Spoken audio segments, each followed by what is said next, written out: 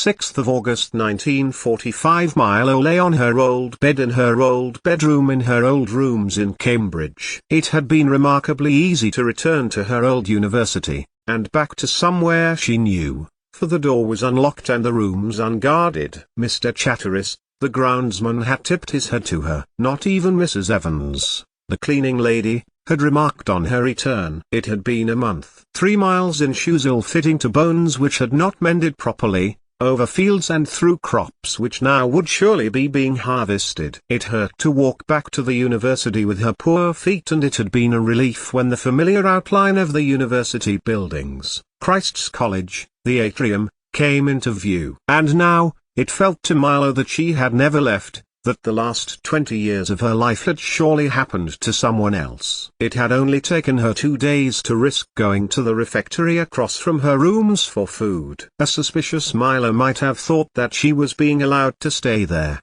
undisturbed. But the truth was, the university was mostly deserted. No lectures were being given, not even summer concerts. All was still as a hot Sunday afternoon, where even insects wondered whether the last bit of the season's nectar was really worth the effort. Milo's mind drifted to sleep again. It was what she was good at, these days. She felt awfully tired every hour of the day. Her mind drifted into memories, and she smiled at the one now lodged in her consciousness. It was when Heisenberg had tried to stop her from being taken. Von Weizsäcker had had to hold him back. She had liked Carl Friedrich, bright, humorous, of some nobility in Germany, and she told him about Downton, calling him "my lord" to get his attention, especially when they were in the vast cavern and words echoed. Von Weizsäcker was also bright-humored and magnanimous in defeat, especially when they played cards. Bubba Dame König X, he would say of an evening before they went to their homes in Hagalosh and she was taken under guard back to a house in the town where she had been given a room. He would unfold his hand to reveal a streak, then Milo would produce a full house, and lose the matches she was playing with. HB did not like it when she lost on purpose. He could not understand it. Milo knew. To him, not to try her best to defeat her opponent was incomprehensible, but the truth was, she liked the card games. When Milo had beaten people in the past, they soon gave up. And she enjoyed the company of the men with whom she worked. Before they left for the night, it was a camaraderie before a long, cold night lying on a straw-stuffed mattress, with sometimes a dinner of some sort of meat and what once might have been a vegetable, sometimes nothing at all except for brown water from a standpipe in the courtyard at the back of the guarded building. So it made no sense to alienate von Weizsäcker, or Die Ebner or Bag, who liked to play the most ferocious games of poker. But there was another truth. Milo could no longer depend on her memory as once she had. She had suffered when she had been taken away, 2 years before. Taken by the SS, feet broken with bats, burned with brands, sleep deprived, immersed in freezing water, all to tell them something she did not know. And then one day Jack Prue had arrived, shouting something at the guards all the time that he spent freeing her, helping her into clothes, leaving with her. She had written a confession in Irish, which amounted to the fact that she had been sent to Germany 3 years before and had been working on a project to do with uranium. What more was there to say? But she wasn't taken back to Berlin. It was to the south of Germany, to Hagalosh, she had returned, to the Uhrenverein. Heisenberg had begun working on a reactor there, and she had continued with them. It had been that she had begun to play cards. HB watched her with amusement most of the time. He had already persuaded the authorities he could not do any of this without her. Not true, of course. He was trying to keep her close. They needed one another, although she was the only one who remained behind on the cave and the church, as he went home to Elizabeth and their ever-growing family. Perhaps he did need her. He had lost 4 Jewish colleagues, Payols as one of them, and with Planck and Lay, had helped them to escape, Lay being one of the gang, so to speak. How could anyone think that they had been doing anything other than sabotaging the idea of such a destructive bomb?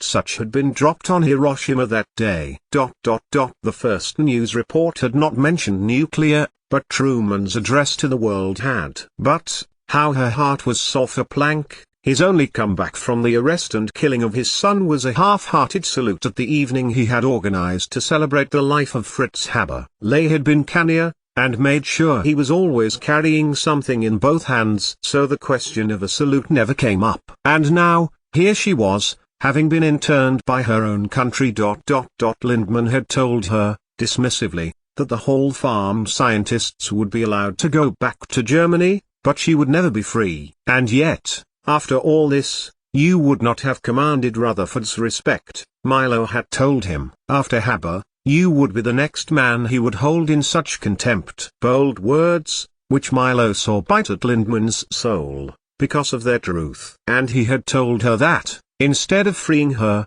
as he had been going to do, and taking her where she wanted to go, she would have to bloody well walk. And he had driven off. So Milo bloody well walked, all the way back to her old university, not even a coat to her name. Lindman had been given a £1 note, that was before her outburst, though he hadn't tried to get it back off her. Milo had no idea what she could even buy with that. Before the war, she would be doing quite well, and it might not be the money, Milo considered, but the availability. She had been given no ration card. Rain fell over the roof and ran down the window. If Milo felt the hunger pains as she used to, when she was last here, she might have concerned herself with dinner. But, instead, lying still and quiet was what she wanted, just to rest her body and still her mind. They had been making their own reactor, that had been the story, to make energy for the right. When Prue had taken her away from the uranium machine's cave, under the church in Hagelosh, she had heard von Weizsäcker point out in German, loudly, so all of the men could hear, that this was an energy machine, and they had given up the idea of building a weapon. Wasn't that always our idea? He had asked of Heisenberg, when they knew that the invasion of the country was imminent. Like when we visited Boer, and you tried to explain, he added. But HB had shaken his head. It is because we didn't have enough time to develop a bomb, and we could never manage it, in whatever time frame they would be given, knowing how much enriched uranium he had calculated would be needed. And it was this uranium machine, a power station, had been the design he had slipped to Boer in 1941, making sure he loudly boasted that Germany would, of course, win the war. Milo had smiled at that. Anyone who knew HB would never have doubted his patriotism. So he had used it as a foil, this time, under von Weizsäcker's guidance. And I drew on your paper, Liebeln, he told her, when they had got back to Berlin.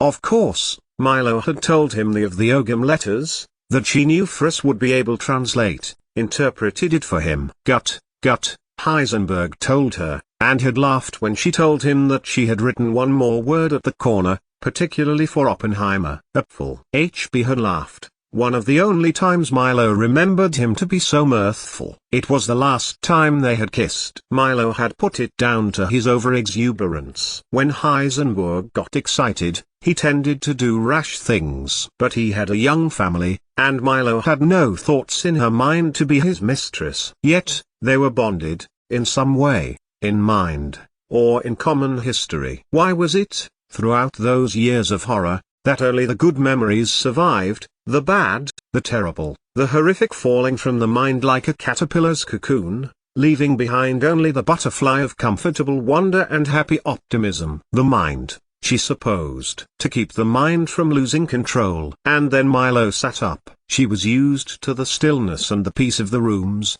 of her bed, and this was a noise that was extremely tangible. She got up, not even noticing whether she was dressed or not, but she reached for her dressing gown, hers. From the last time she was there, no one had thought to clean it out, or dispose of what few clothing items she had left behind when she had last flitted from Cambridge to Germany. Or had it been Denmark, that time? Copenhagen, to visit Boer. The scraping continued, and suddenly a key turned in their lock. Milo froze, for the door did not lock, or at least from the outside. She had turned it from the inside. Clearly, whoever it was determined to come in, and the caller knocked when he realized his key was futile. Milo swallowed to concentrate her courage, and opened it. A man was standing there. Short, black-haired. He carried a small bag, and turned with a wary smile. "Hello," he said to Milo, and gave her a quick look. "Oh, have I made a mistake?" He looked at the outside of the door, the number 171 stenciled onto the brickwork. "No,"